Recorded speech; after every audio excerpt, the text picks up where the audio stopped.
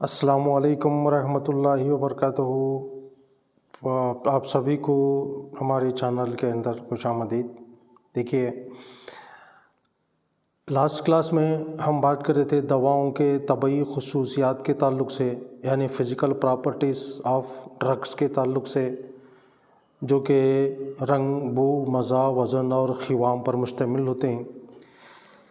دواؤں کی شناخت کرنے کے لیے بہت ہی اہم امور ہوتے ہیں، اور آج کی کلاس میں ہم اسی سے ریلیٹڈ کچھ باتیں کریں گے، sources of identification of in naan drugs کے تعلق سے۔ دیکھیے، آئیڈینٹیفیکیشن کا مطلب ہوتا ہے دواؤں کی شناخت کرنا۔ شناخت کرنے کے دو طریقے ہو سکتے ہیں۔ ایک وہ طریقہ ہو سکتا ہے جو پہلے سے معلوم دواؤں کو شناخت کرنا، جیسا کہ آپ لوگوں کو معلوم ہے کہ کسی ایگزامس میں یا کسی امتحان میں کوئی ایسی دوا آپ کے سامنے رکھی جاتی ہے اور کہا جاتا ہے کہ اس کی شناخت کرو۔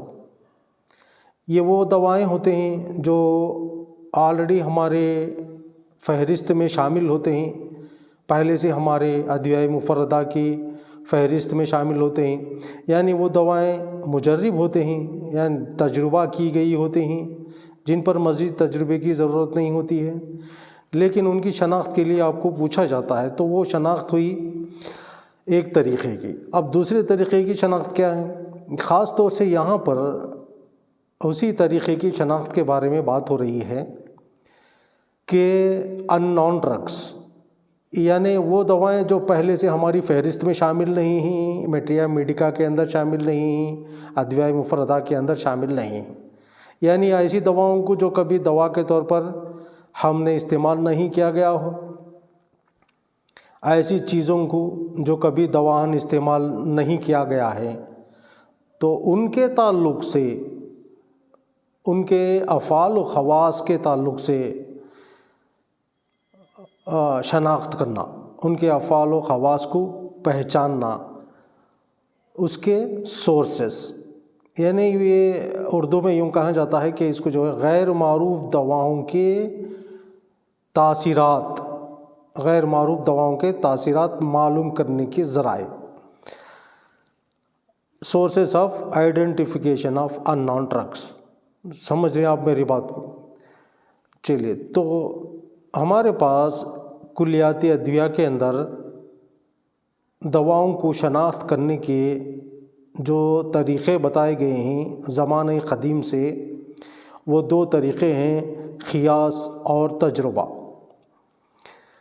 یہاں پر آپ لوگوں کے سامنے identification of drugs can be done in two ways. Identification, دواؤں کی شناخت کرنے کے دو راستے ہیں یا دو طریقے ہیں۔ سب سے پہلا طریقہ ہے یہاں پر قیاس، جس کو انگریزی میں ہائپوتھیسس کہتے ہیں یا امیجینیشن بھی کہتے ہیں۔ یہ ایک طریقہ ہوا۔ اس میں کیا ہوتا ہے کہ جیسا کہ نام سے ہی پتہ چلتا ہے، قیاس کرنا یعنی امیجینیشن کرنا۔ کس کا امیجینیشن؟ دوا کا امیجینیشن کرنا۔ The method of establishing a hypothesis on the basis of already known properties regarding the action of drug is termed as قیاس۔ ٹھیک ہے، یعنی قیاس کس کو کہتے ہیں؟ یہ ایک میتھڈ ہے، ایک طریقہ ہوتا ہے، کیا ہوتا ہے؟ Method of establishing a hypothesis, یعنی قیاس کو قائم کرنے کا یہ ایک طریقہ ہے on the basis of already known properties regarding the action of drug. کسی بھی دوا کے ایکشن کے تعلق سے جو ہے پہلے سے ہمیں معلوم ہے، on the basis of already known properties, جو آلریڈی ہم کسی دوا کے پراپرٹیز کو ہم جانتے ہیں، اس کی بنیاد پر یہ کسی نامعلوم دوا کے تعلق سے قیاس کو قائم کرنا۔ سمجھیں آپ؟ چلیے، تو ایک طریقہ ہوا قیاس کرنے کا۔ اس کے بعد جو ہے تجربہ، یعنی قیاس کی ہی بنیاد پر ہم کسی بھی دوا کو کسی مریض پر ہم استعمال نہیں کر سکتے ہیں۔ تو قیاس سب سے پہلے، بعد میں دوسری چیز، قیاس پیدا ہونے کے بعد دوسرے درجے پر کیا ہے، وہ دوسرے مقام پہ جو ہے تجربہ ہے۔ تجربہ کیے بغیر ہم صرف قیاس کی بنیاد پر کسی بھی دوا کو کسی بھی مریض پر استعمال نہیں کر سکتے، ٹھیک ہے۔ تو اب تجربہ کس کو کہتے ہیں؟ تجربہ وہی ہے، the method of experimenting on the action of an unknown drug in the light of already established facts which are present in the other drug۔ یعنی پہلے سے ہم کو جو تاثیرات معلوم ہے اس کی بنیاد پر ہم کیا کرتے ہیں، یہ جو ہے نامعلوم دوا کے تاثیرات کو جاننے کی کوشش کرتے ہیں تجربہ کر کے، ٹھیک ہے۔ تو اس کے بعد جو یہاں پر آپ کو بتایا جا رہا ہے کہ such as colour, smell, taste, consistency and weight is termed as تجربہ۔ تو یہ جو ہے کلر، اسمیل، ٹیسٹ، کنسسٹنسی اور ویٹ، یہ طبعی خصوصیات ہے دواؤں کے۔ انہی طبعی خصوصیات کی بنیاد پر ہم جو ہے کسی نامعلوم دوا کی تاثیرات کو معلوم کرنے کی کوشش کرتے ہیں، رائٹ۔ اس کے بعد ایگزامپل، سندل سفید and camphor are white in colour and both of them are مفرح and مسکن in nature۔ یعنی سندل، یہاں پر ایک مثال دی جا رہی ہے، وہ یہ ہے کہ سندل سفید اور کانفور رنگ میں سفید ہوتے ہیں اور ان کی مزاج اور them and مفرح and مسکن، اور ان کے خواص کیا ہیں؟ خواص اگر دیکھیں تو مفرح اور مسکن ہے دونوں کے بھی۔ Therefore, we can predict that an unknown white color drug may probably یہ مسکن اینڈ مفرح۔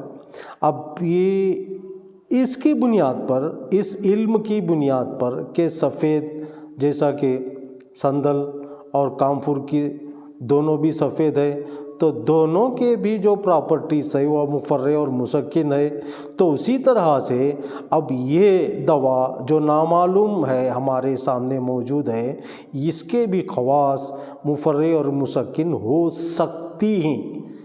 ایک طرح کا قیاس قائم ہونا، قیاس قائم کرنے کے بعد اس کے جو ہے تجربہ اس پہ کرنا۔ تو تجربے سے ہم کو پتہ چلتا ہے قیاس کا ہونا ضروری نہیں ہے کہ جو قیاس ہم کرتے ہیں وہ صحیح ہو، وہ غلط بھی ہو سکتا ہے۔ وہ تجربے پر ہمیں نتیجہ نکلتا ہے کہ جو قیاس ہم کیے تھے وہ صحیح ہے یا غلط ہے۔ اب یہ چیزیں جو یہاں پر طبعی خصوصیات کا پھر ایک مرتبہ جو ذکر ہوا ہے، اسی کی بنیاد پر ہم تجربہ کریں گے، قیاس کریں گے۔ پہلے قیاس کریں گے، بعد میں اس قیاس کو ہم اس کے قیاس کو قوی ہونے کے لیے ہم تجربہ کریں گے، ٹھیک ہے۔ تو یہاں پر آپ لوگوں کے لیے میں ایک جب اگر ہم کو جو ہے پہلے سے کافور کے افعال و خواص معلوم ہے، تو پھر ہم جو ہے سندل سفید، اگر مان لیجئے کہ سندل سفید کے خواص ہم کو پہلے سے معلوم نہیں ہے، کافور کے خواص ہم کو پہلے سے معلوم ہے کہ یہ مفرح ہے اور جو ہے مسکن ہے، تو اس کی بنیاد پر ہم اگر ہمارے سامنے سندل سفید کو رکھا جاتا ہے کہ اس کے افعال و خواص کو پہچانے، تو ہم سب سے پہلے کیا کرتے ہیں، ایک قیاس قائم کرتے ہیں کہ بھئی یہ ہو سکتا ہے سفید رنگ کا ہے، تو ہم اس کو جو ہے مفرح اور مسکن سمجھ لیں۔ اب سمجھ لینے کے بعد، قیاس قائم کرنے کے بعد، اور اس کو جو ہے کہ یہ صحیح ہے یا غلط ہے، ایک تجربہ کرتے ہیں، ٹھیک ہے۔ تجربے کے کچھ شرائط ہوتے ہیں، وہ آگے چل کے آپ کو میں بتاتا ہوں کہ تجربے کے شرائط کیا ہیں، ٹھیک ہے۔ تو آج کے لیے جو ہے قیاس کا ڈیفینیشن اور تجربے کا جو ہے تعریف، قیاس کی تعریف آج کے لیے اتنا کافی ہے۔ چلیے نیکسٹ کلاس میں انشاءاللہ ملاقات کرتے ہیں۔ انشاءاللہ آج سے یہ ریگولر رہیں گی، جو ہے سلائڈس آپ کو ویڈیوز انشاءاللہ پوسٹ کرنے کی کوشش کرتا ہوں۔ اللہ حافظ.